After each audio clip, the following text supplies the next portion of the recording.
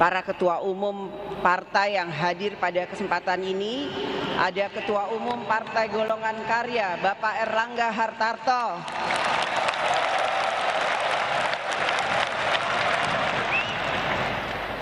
Yang saya hormati Ketua Umum Partai Kebangkitan Bangsa, namun beliau saat ini sedang menunaikan ibadah haji dan diwakili oleh Wakil Ketua Umum Pak Jasuli.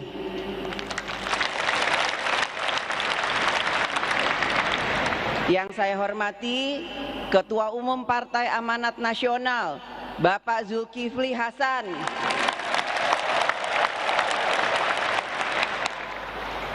Yang saya hormati Ketua Umum Partai Persatuan Pembangunan, Bapak Muhammad Mardiono. Yang saya hormati Ketua Umum Partai Perindo, Bapak Haritanu Sudibyo.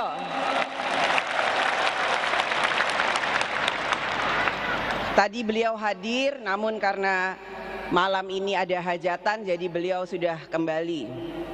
Yang saya hormati Ketua Umum Partai Hati Nurani Rakyat, Bapak Osman Sabta Odang.